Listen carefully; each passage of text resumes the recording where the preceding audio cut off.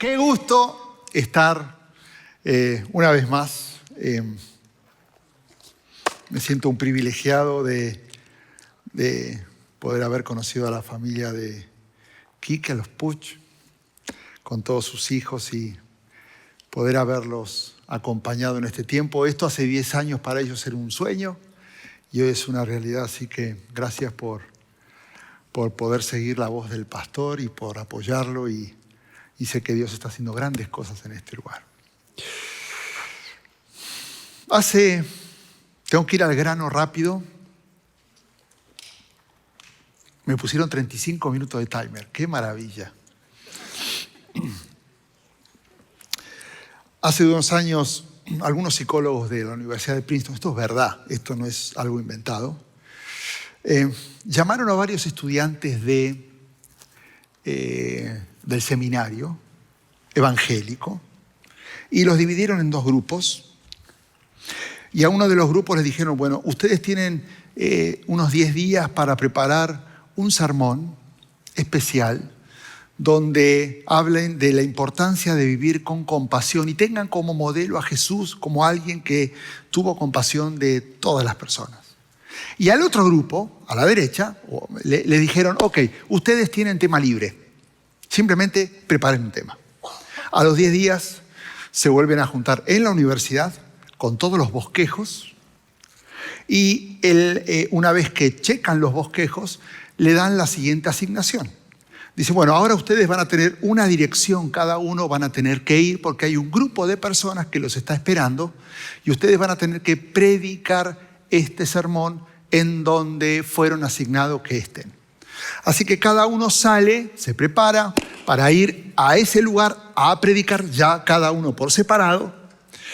Y lo que hicieron en la universidad, porque esto es el estudio que querían hacer, pusieron diferentes actores en el medio del camino de donde estaban a donde cada uno tenía que ir.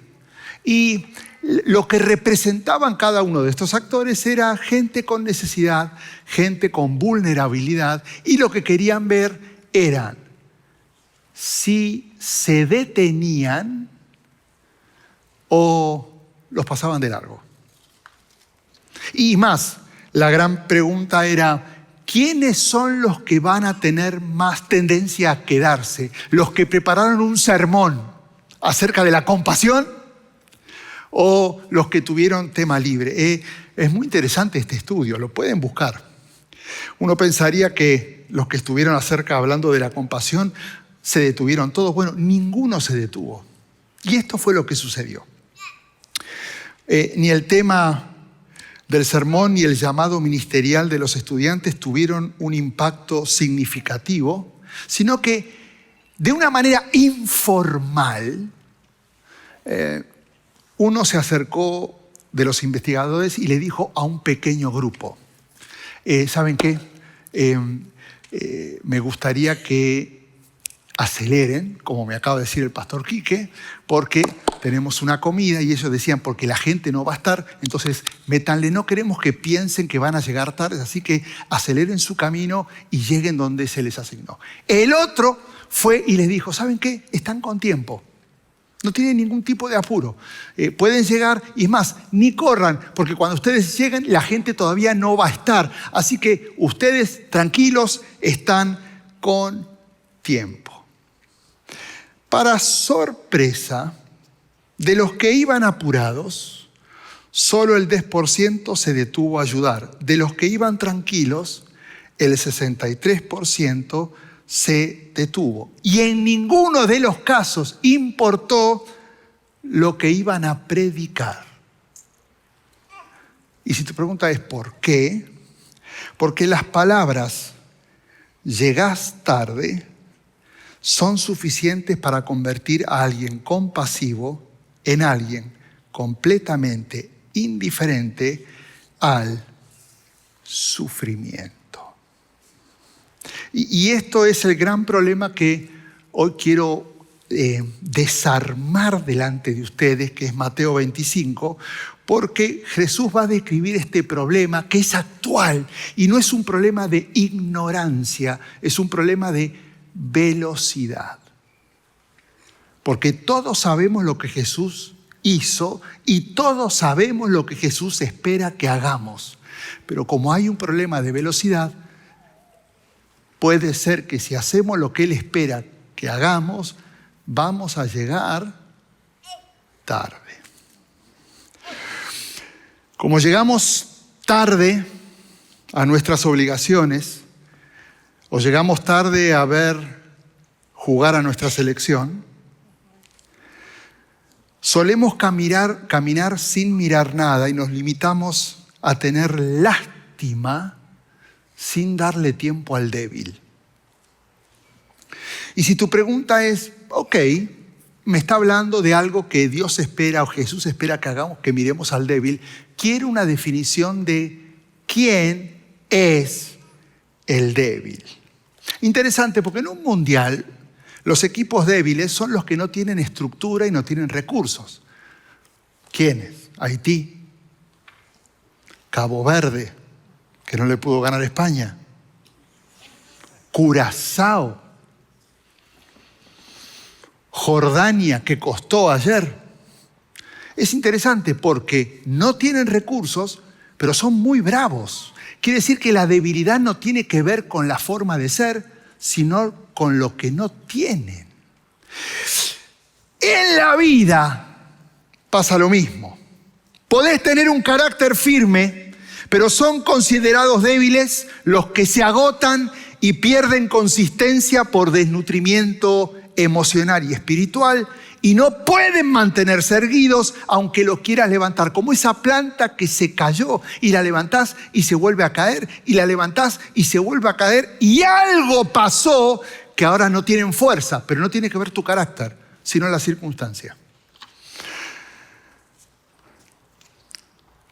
El débil es servicial e incansable, muy trabajador. Pero dieron tanto que se quedaron vacíos y cuando querés ayudarles a levantarse, el débil no se va a acordar ni cómo se hacía porque por dentro está quebrado. Son comprometidos los débiles, pero como una vez fueron heridos, en vez de confrontar lo que sucedió o pedir ayuda, lo guardaron en silencio con la esperanza de que el tiempo los sane sin darse cuenta que mientras esperaban, el alma estaba comenzando a secarse. Por eso nos vamos a encontrar con débiles que siguen de pie, pero por dentro se arrastran, pero no hay tiempo, porque el partido empieza a las 2 de la tarde. El salmista escribía, no se la agarren conmigo, esto está en la Biblia, ¿ok? Dichoso el que piensa en el débil, el Señor lo librará en el día de la desgracia. Hay un problema. Ver la debilidad no alcanza para actuar por alguien. Pensar en el débil te va a movilizar a hacer algo por alguien. Por otro lado, yo nunca había tratado de profundizar de qué es el débil y eso me llevó a descubrir que vivo rodeado de débiles, inclusive soy uno de ellos. El débil es el que en algún momento comienza a caminar encorvado, aplastado, por un peso que excede sus fuerzas y no tiene que ver ni con pobreza porque le va muy bien y no tiene que ver con una pérdida puntual, sino por llevar sobre sus hombros algo extremadamente pesado que se fue acumulando a lo largo del tiempo y no lo pudo evitar y ahora no lo puede soltar. Pensá en el peso de una enfermedad o de una familia disfuncional o en el peso del abandono. Por eso cuando Dios le habla a su pueblo a través del profeta Isaías sobre lo que tenemos que hacer con este tipo de personas, el débil no usa ni sustantivos ni describe actitudes. Él usa verbos, porque el verbo implica acción. Mirá lo que dice Isaías 58.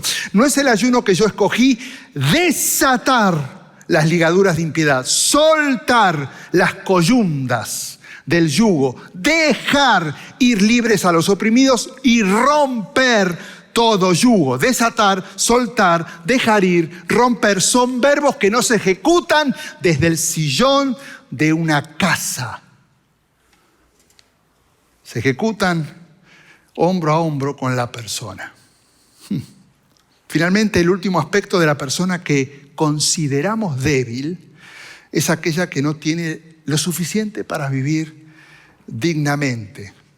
Es que por alguna razón carece de lo básico para vivir, y cuando digo esto me refiero que a lo mejor no sabe si mañana va a comer, no sabe dónde va a dormir esta noche, no sabe si va a tener abrigo cuando llegue el frío. Y es interesante que el autor de Proverbios no pide que simplemente seamos compasivos, sino, fíjate lo que dice Proverbios 31, que como cristianos levantemos la voz de los que no tienen voz, defendamos los derechos de los desposeídos, levantemos la voz, hagamos justicia, defendamos a los pobres y sus necesidades. Ahora, pastor, ¿por qué está hablando todo esto? Esto todo es introducción, porque ahora te voy a decir lo que dice la palabra cuando el cuerpo de Cristo ignora al débil porque está apurado. Y ahora, para que te cale profundo, es importante que entendamos qué es un débil, porque te vas a dar cuenta que estamos rodeados, pero vivimos tan rápido que no los miramos. En ese grupo, en ese contexto, había 3 grupos de personas que se consideraban débiles en tiempos bíblicos. Eran los huérfanos, eran las viudas y eran los inmigrantes. Esos eran los 3 grandes grupos que cuando la palabra se refiere, cuiden al débil, velen por el débil. El débil se refiere a este tipo de personas: el huérfano, los viudos o las viudas y los inmigrantes. Ahora, déjame explicarte por qué. Porque en el mundo antiguo, la protección venía de estructuras establecidas que eran concretas. ¿Qué significa esto? Que el padre protegía a sus hijos. El esposo protegía a su esposa. Y la tierra, escucha esto, daba sustento al habitante que había nacido en esa tierra y trabajaba esa tierra. O sea que si yo nací en esta tierra y trabajo en esta tierra, eso me trae seguridad. Cuando estas estructuras se rompían, las personas quedaban expuestas y se las consideraba socialmente débiles. El huérfano perdía a la persona que lo protegía. La viuda perdía a la persona que lo sustentaba. ¿Y el inmigrante? Como está en tierras lejanas y no tiene historia que lo avale, carece de derechos hasta que construya una nueva historia en donde vive. ¿No te suena conocido? Si no lo puedo creer. Está hablando de mí. Quiere decir que como inmigrantes entramos en el grupo de los débiles. Hoy, el débil no es el inseguro, sino ese adolescente que creció sin padre y no sabe cómo ser hombre porque nadie se lo está enseñando. Hoy el débil no es el que es temeroso, sino esa mujer que enviudó y de repente tiene que resolver todo sola cuando antes lo resolvían de a 2. Hoy el débil no es el que no tiene profesión o no tiene trabajo, sino el inmigrante que no conoce el idioma, que tal vez sigue batallando con sus papeles y como no tiene crédito, siente que no existe ni es parte de un sistema. ¿No te suena conocido? Escúchame bien. Estamos rodeados de personas débiles. Y la debilidad tiene que ver con diferentes circunstancias. Y el problema es que por temor a llegar tarde a las obligaciones de la vida, no los vemos. Y se nos olvidó que eso es lo más trágico que nos puede pasar. Lo que la palabra advierte a todos aquellos que no prestan atención al sufrimiento del prójimo. Acá voy a empezar mi sermón. ¿Estás listo? Ahora entendés que es el débil. Ahora entendés que somos parte. No, yo no soy débil, porque yo estoy bien. No tiene nada que ver cómo estás. No tiene nada que ver con tu forma de ser, con tu seguridad, con tus logros, con lo que sos dueño. No tiene nada que ver. Eras de algo que te pertenecía y ahora estás fuera de eso que te hace ser débil. Ahora, la pregunta no es si soy o no soy, sino ¿qué dice la Biblia al cuerpo de Cristo, a todas esas personas que pasan de largo a los débiles? Ahora sí, amárrense. Mateo 25. Cuando el Hijo del Hombre venga en su gloria, está hablando Jesús de Él mismo, con todos sus ángeles, se va a sentar en su trono glorioso. Está hablando de la segunda venida. Y todas las naciones se reunirán delante de Él, y Él separará a unos de otros, como separa el pastor a las ovejas de las cabras. Un momento, esto hay que analizarlo. ¿Qué es lo que está queriendo decir con esto? Ahora, Jesús está llegando al final de su discurso en el Monte de los Olivos. Después léanlo, es un gran discurso que da en Mateo 25 y comienza Él a profetizar sobre su regreso. Sentado en su trono va a juzgar a todas las naciones y dice que Él va a separar a todos los que sean juzgados. Quiero decirle que todos nosotros vamos a ser parte de ese grupo. Todos vamos a ser juzgados y en algún momento va a separar a unos de otros. Estamos incluidos.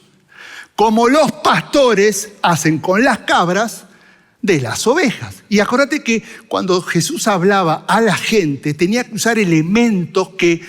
hay muchas cosas en la Biblia que no están explicadas porque en realidad la gente que escuchaba ya entendía de qué se trataba. Entonces hay que investigar por qué está haciendo énfasis de cabras y ovejas, porque no da una explicación. En esa época, tener rebaños mixtos era normal. ¿Qué era un rebaño mixto? Era un pastor que tenía ovejas y cabras mezcladas, estando juntos y pastando y comiendo juntos. De día podían estar juntos, pero de noche el pastor tenía que separar, era parte de las tareas cotidianas del pastor, separar las ovejas de las cabras, porque en la noche ambos grupos de animales tenían diferentes necesidades. Las ovejas, como necesitan calor, se juntan, se apretan entre ellas, soportan el frío y en realidad cuando están juntas y se sienten pegadas, se sienten protegidas. Eso es una parte de la naturaleza de la oveja. Las cabras, como toleran el frío, prefieren estar separadas unas de otras en todo momento. Y lo que sucede cuando duermen juntas es que las cabras terminan desplazando a las ovejas, se genera un conflicto y las ovejas se pierden porque las cabras las empujan a que se separen. La separación que está hablando Jesús no era un castigo a las cabras.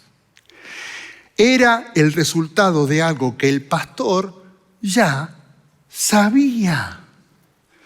Era un problema de naturaleza, no era un problema de raza. Por eso la separación era inevitable y no era una opción. Y Jesús les está diciendo, cuando venga otra vez, voy a separar los unos de los otros, como ustedes los pastores normalmente hacen con las cabras y las ovejas. No es un problema de raza, es un problema de naturaleza. naturaleza. Cierta naturaleza va a ir a la izquierda y cierta naturaleza al otro lado. Ahora, mira cómo sigue esto. Versículo 33. Las ovejas van a ir a la derecha y las cabras van a ir a la izquierda. Ahora, tenemos que parar. ¿Por qué unas van a la derecha y por qué otras van a la izquierda? O sea, ¿cuál es el mensaje? Porque acá hay un mensaje que lo está dando sin decirlo.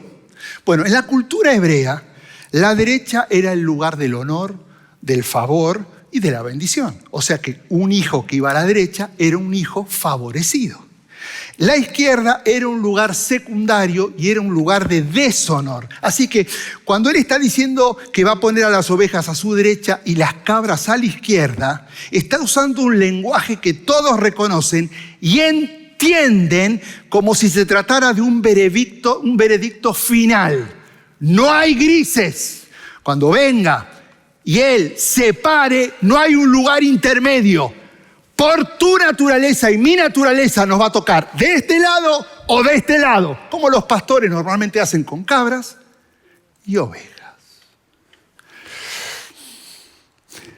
Ahora, la pregunta que estaba esperando que alguien me levantara la mano, esa pregunta que surge a partir de la preocupación, es esta. ¿Y qué define que yo sea oveja o cabra? ¿Y qué define que yo me vaya a un lado y otro? Escucha esto. No es la doctrina, no es tu membresía, no es tu generosidad, ni son tus dones espirituales. Lo que define el veredicto final es lo que hiciste por el débil.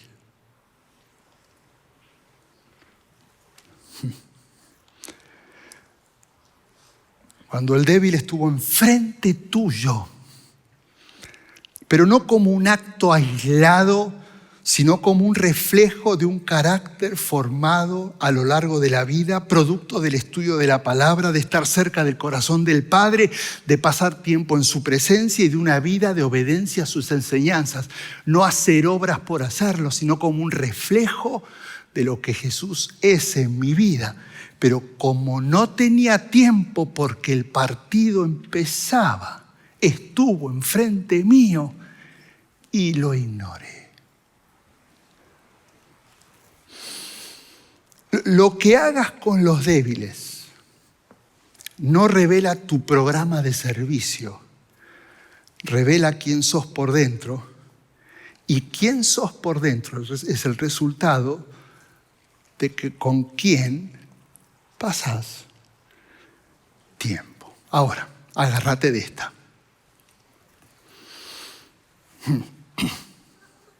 Porque ahora Jesús mira a un lado y empieza a hablarle a las ovejas. Y les dice: vengan ustedes a quienes mi Padre ha bendecido, reciban su herencia, el reino preparado para ustedes desde la creación del mundo. Un momento, ¿por qué estas ovejas a la derecha están recibiendo la herencia del reino? Mira lo que dice Jesús: porque tuve hambre y me diste de comer, porque tuve sed y me diste de beber, porque fui forastero y me diste alojamiento, porque necesité ropa y me vestiste, porque estuve enfermo y me atendiste, porque estuve en la cárcel y me visitaste. Eso no es poesía, no es una metáfora. Jesús de una manera real se está identificando con los vulnerables y débiles de la vida. Y si te das cuenta, quiero que escuches esto, en ningún momento dice que las ovejas heredan el reino por lo que hacen, sino que revela que las obras son la evidencia de una fe genuina y no el fundamento de la salvación. Así que como Jesús se identifica con aquellos que la sociedad ignora y margina, ahora Él dice: si los ignoras a ellos porque llegas tarde, me estás ignorando a mí. Ahora, qué casualidad que vivimos en una sociedad donde creo que el arma letal del enemigo ha sido la velocidad. No te estoy diciendo nada nuevo, pero si hay algo que está pasando con el cuerpo de Cristo, y no hablo de esta iglesia, hablo de todas y especialmente de la mía, es que como los programas y todo urge y es rápido, dejamos de ver lo que hay que ver. Y como las obligaciones de la vida son tantas y tantos trabajos y tantas responsabilidades, estamos pasando en medio de necesidad y no vemos nada. Mateo 25:40. Larga la sentencia. Les aseguro que todo lo que hicieron por uno de mis hermanos, aún por el más pequeño, es como si lo hubieran hecho por mí. Por eso, no sé si te das cuenta cómo la actitud frente al que sufre y está en necesidad no es una cuestión política, no es una cuestión teológica, sino una cuestión de vida o muerte, porque tiene consecuencias eternas. Ahora, el problema es que ahora, una vez que él gira a la derecha y le habla a las ovejas y le dije, ustedes hicieron esto, heredan la eternidad, ahora él mira a la izquierda y empieza a darle un discurso a las cabritas. Dice el versículo 41, apártense de mí. Hijo, está enojado, malditas, al fuego eterno preparado para el diablo y sus ángeles. Y ahora dice, ¿por qué está enojado? Quiero que entiendas bien esto. Porque tuve hambre y no me diste de comer. Porque tuve sed y no te importó. Porque fuiste forastero y no te importó y ni siquiera me diste alojamiento. Porque necesité ropa y no te importó. Y no soltaste lo que tenías y no me vestiste. Porque estuve enfermo, porque estuve en la cárcel y no te importó. Porque estabas tan ocupado en lo tuyo que enfrente tuyo hubo alguien que necesitó y nunca lo viste.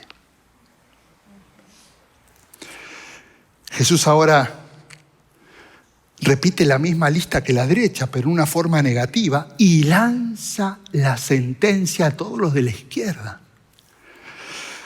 Les aseguro que todo lo que no hicieron por el más pequeño de mis hermanos, tampoco lo hicieron por mí. Aquellos, se refiere a los de la izquierda, irán al castigo eterno y los justos, derecha, a la vida eterna.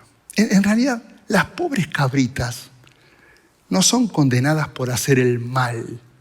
En realidad, están condenadas por no hacer nada.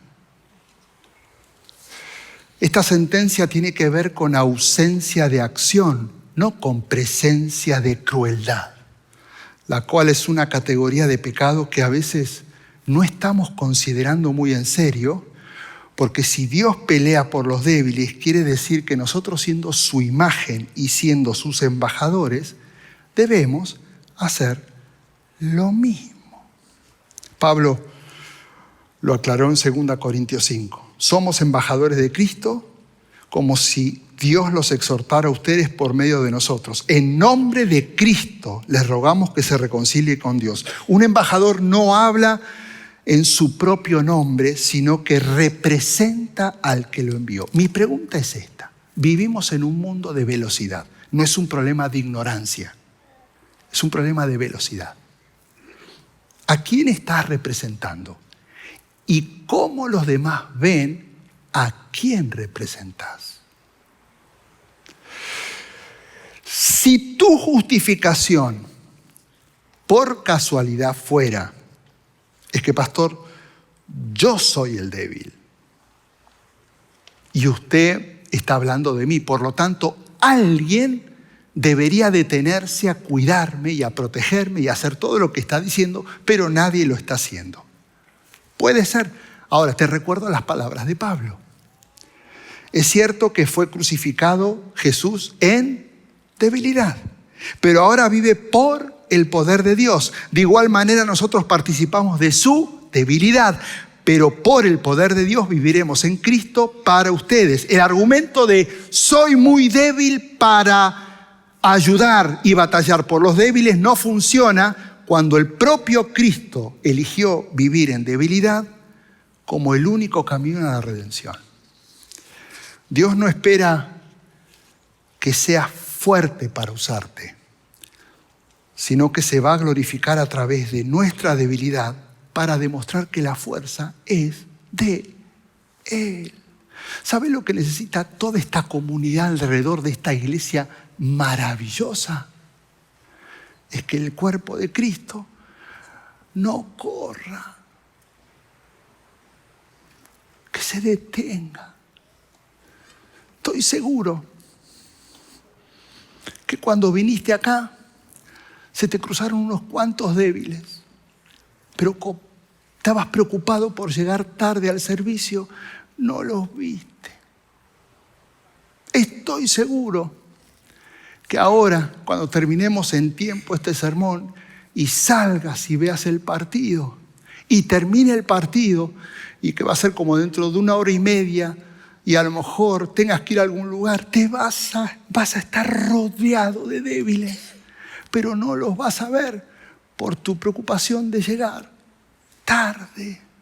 Mañana a la mañana vas a tener esto en la mente. ¡Wow! Esto no es un problema de conocimiento porque lo sabes, pero mañana a la mañana vas a correr al trabajo y vas a estar todo el camino con débiles y no los vas a ver.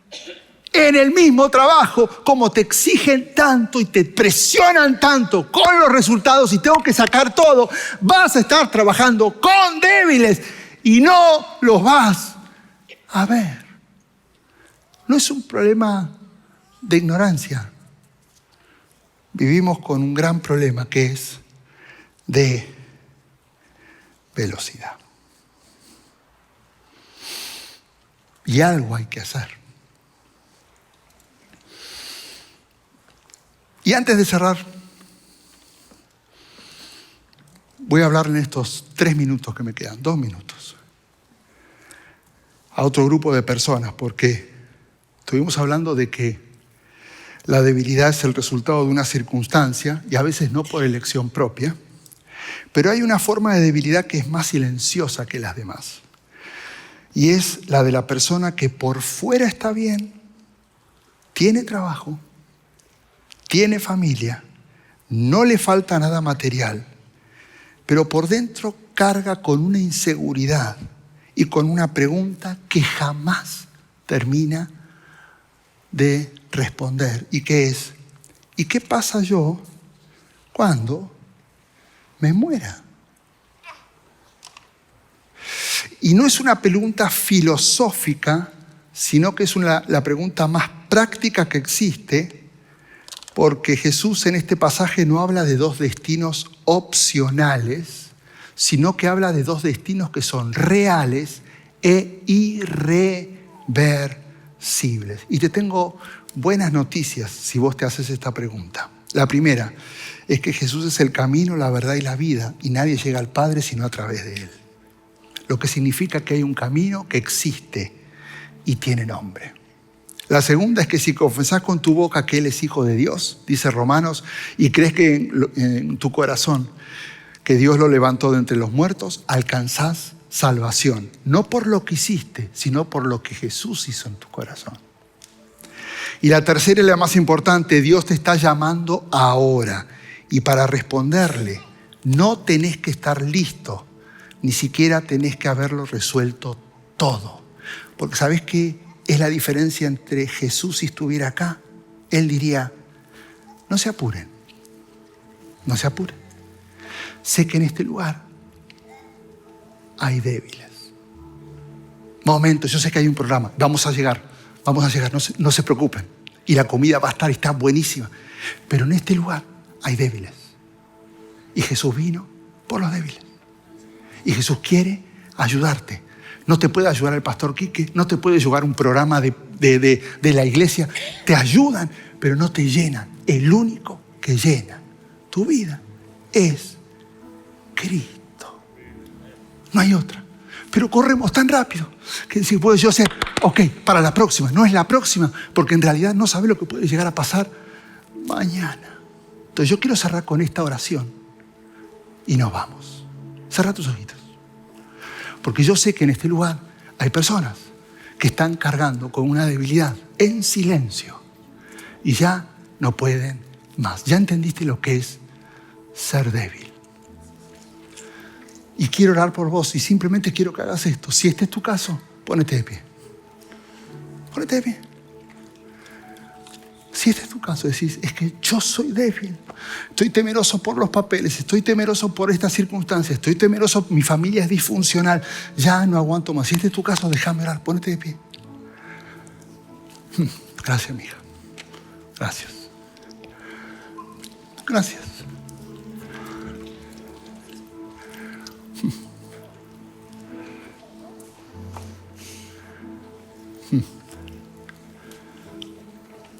Tal vez hay alguien acá que dice, mi temor o mi debilidad ahora la entendí, es que no sé qué va a pasar con mi vida. Y si necesitas un encuentro con Jesús, ponete de pie. Ahora, mira cómo vamos a cerrar. Y ya con esto nos vamos. El que está sentado ahora está viendo quién es débil y a lo mejor siempre estuviste al lado de él, pero nunca viste su debilidad. Ahora quiero que te pongas de pie y simplemente lo abraces, ores, lo bendigas. Y deja que Dios te use en fortalecer a la persona. Bendecilo. Está enfrente tuyo el débil. Anda y orá. Abrazalo. Sé intencional. No lo dejes solo. No lo dejes solo. No dejes a nadie que esté parado, solito. Hacé lo que Jesús haría, que es abrazar, amar y cuidar al que está débil.